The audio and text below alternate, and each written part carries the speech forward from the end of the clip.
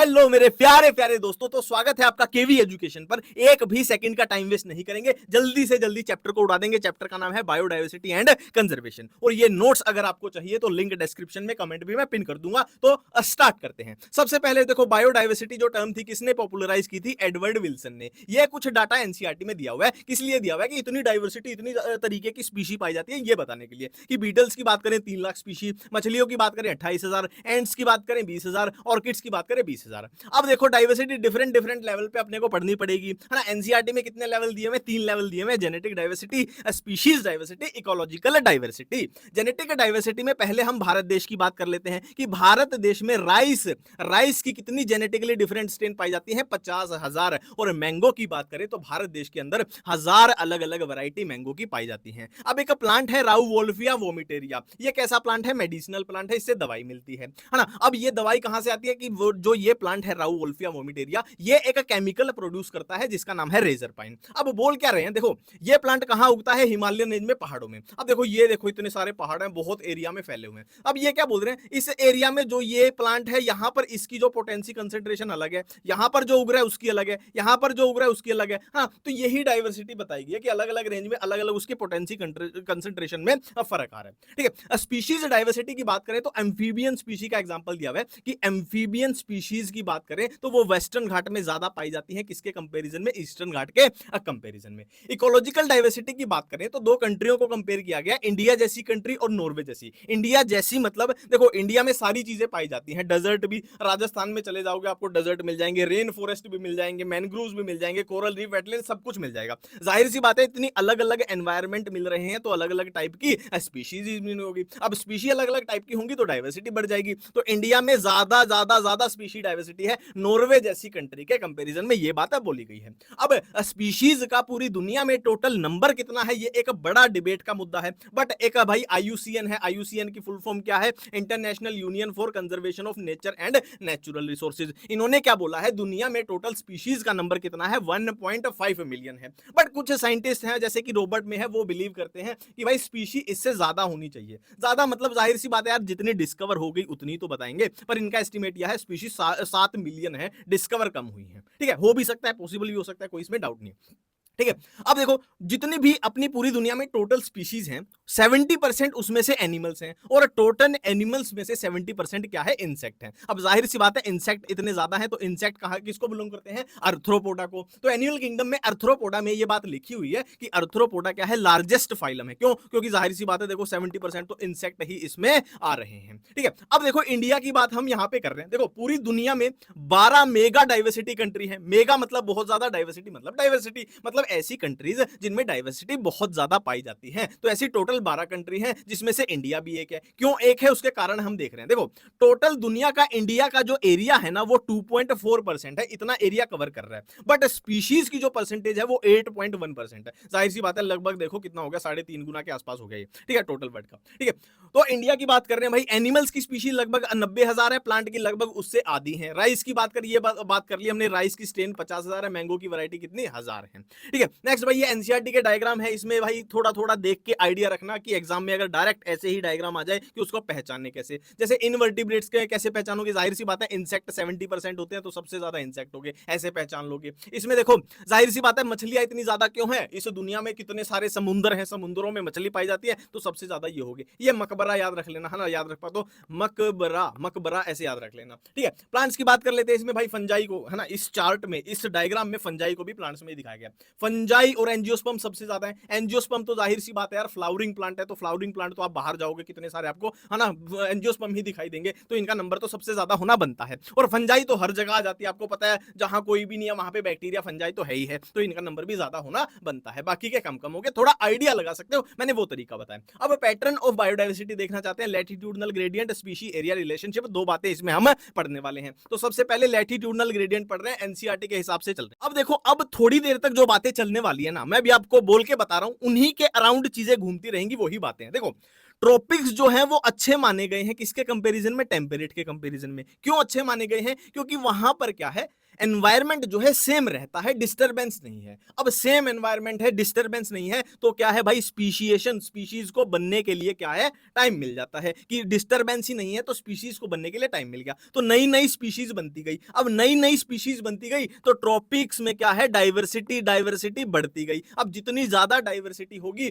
वो सिस्टम उतना स्ट्रोंग होगा, मतलब उसको हिलाना उतना ही मुश्किल है। मतलब अगर वहां पर बाढ़ आती है या कुछ आता है तो वो उतना ही सस्टेन कर पाएगा। या फिर कोई बाहर से स्पीशी आप उसमें डाल देते हो तो अगर इसकी डाइवर्सिटी ज्यादा है तो ये उसको झेलने के लिए काबिल हो जाएगा। ठीक है, कुछ इस तरीके की बातें की गई और यही बातें घूम फिर के आएंगी। अब जाहिर सी बात है, ट्रॉपिक्स में डिस्टरबेंस नहीं है, अच्छी खासी धूप आ रही है, अच्छी खासी धूप आ रही है तो भाई फोटोसिंथेसिस भी अच्छी हो रही है, फोटोसिंथेसिस अच्छी होगी, प्रोडक्टिविटी ज्यादा होगी, तो भाई है ना, फला फूला भरपूर सिस्टम है।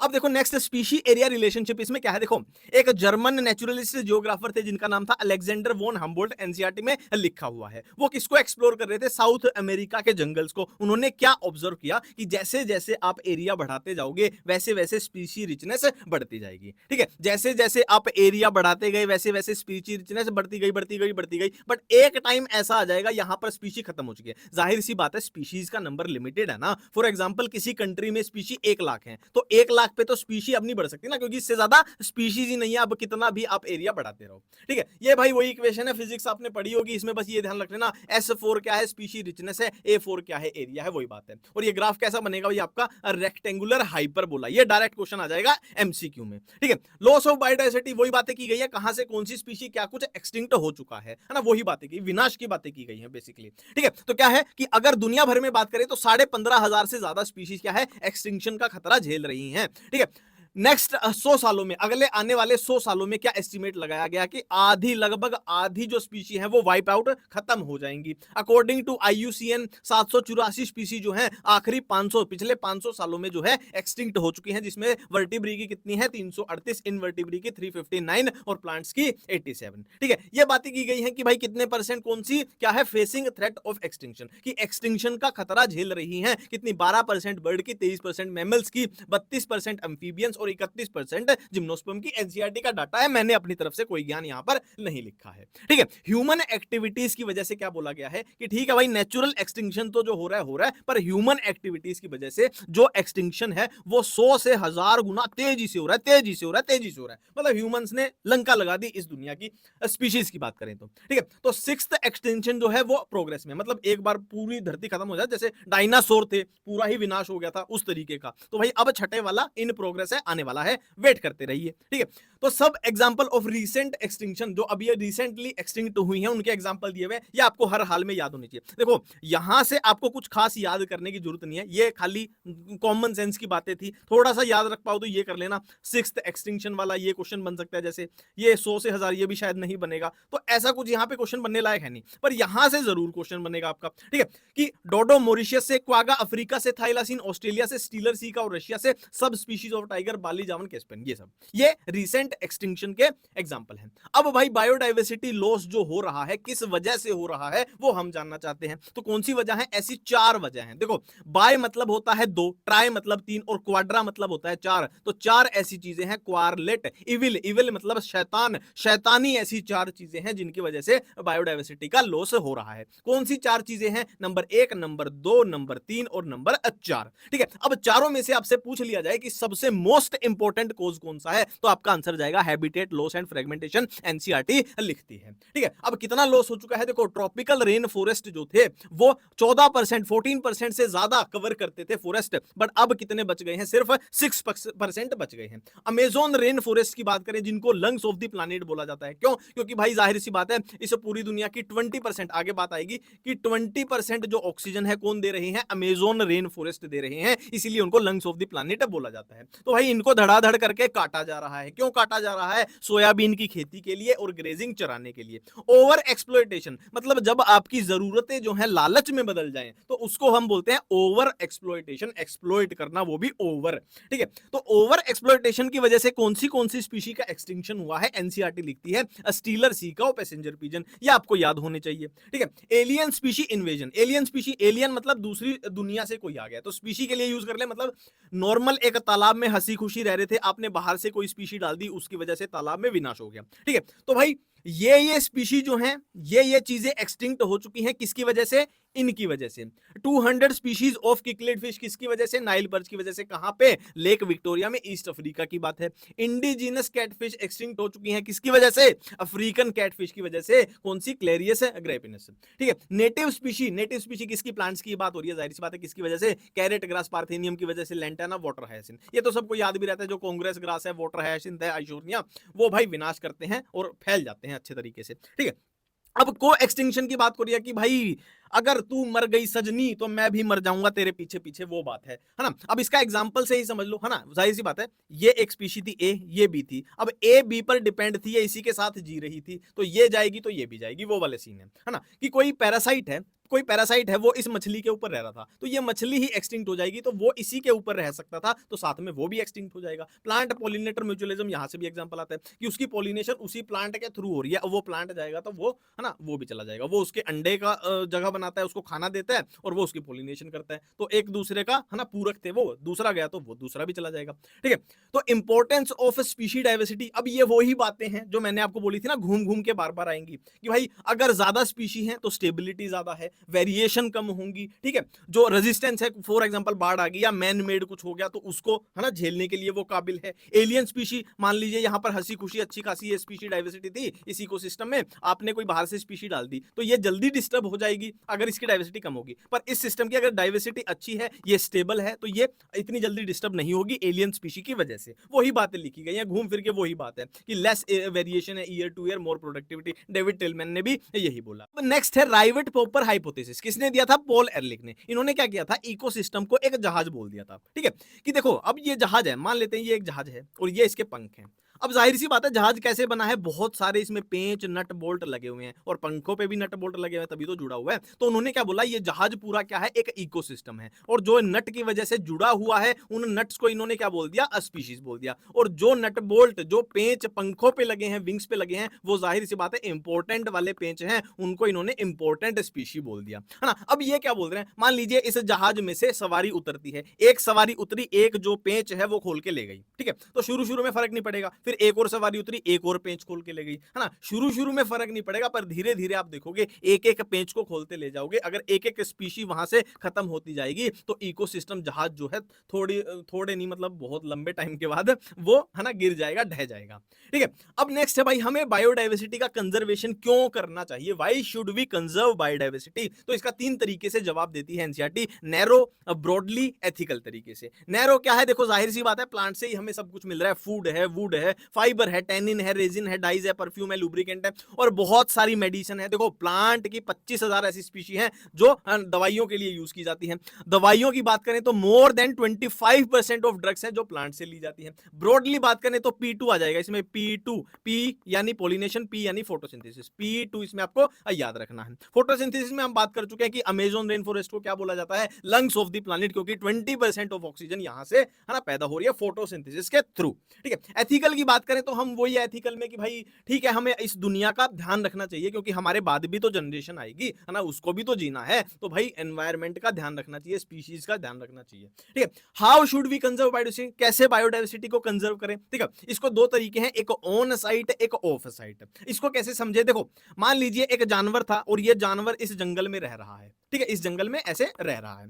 अब एक तो मेरे पास ऑप्शन है कि जंगल के चारों तरफ मैं तारे लगा देता हूं, जंगल के चारों तरफ मैंने तारे लगा दी, वो जानवर वहीं रह रहा है, ऑन साइट, उसी साइट पे उसको कंजर्व कर लिया।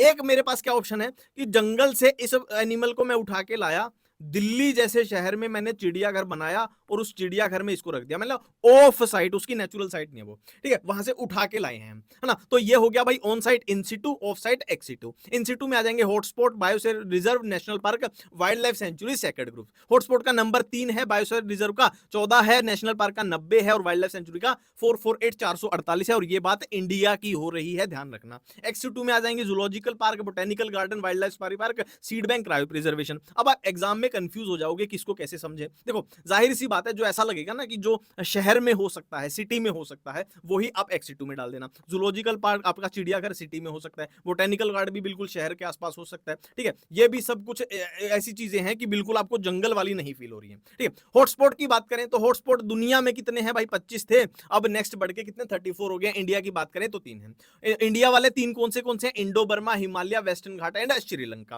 हॉटस्पॉट की खास बात क्या है कि यहाँ पे स्पीशीज बहुत ज्यादा पाई जाती हैं और high degree of endemism. Endemism क्या होती है? फॉर एग्जांपल एक स्पीशी है ए, तो वो इसी पर्टिकुलर एरिया में पाई जाती है, बी वाली इसी पर्टिकुलर एरिया में पाई जाती है, इसको हम एंडेमिज्म बोलते हैं, ठीक है। अब हॉटस्पॉट की बात हो रही है कि हॉटस्पॉट दुनिया का जो एरिया है सिर्फ 2% कवर करता है, बट स्पीशी रिचनेस इसकी बहुत ज्यादा है। जैसे हमने इंडिया की बात की थी ना, इंडिया कंट्री की, कि भाई एरिया तो बहुत कम है बट स्पीशी रिचनेस बहुत ज्यादा है, ठीक है। तो क्या बात कर रहे हैं कि जो ऑनगोइंग मास एक्सटिंक्शन है ना, कि जो एक्सटिंक्शन होता जा रहा है उसको हम 30% तक रिड्यूस कर सकते हैं अगर इन हॉटस्पॉट को हम अच्छे से प्रोटेक्ट बचा के रखें, 30% तक रिड्यूस कर सकते हैं। सेक्रेड ग्रुव्स कौन से? Khasi and Jaintia hills in Meghalaya, Aravalli hills in Rajasthan, western Ghat of Karnataka and Surguja and Maharashtra, Chanda and Bastar area of Madhya Pradesh, forest of Meghalaya.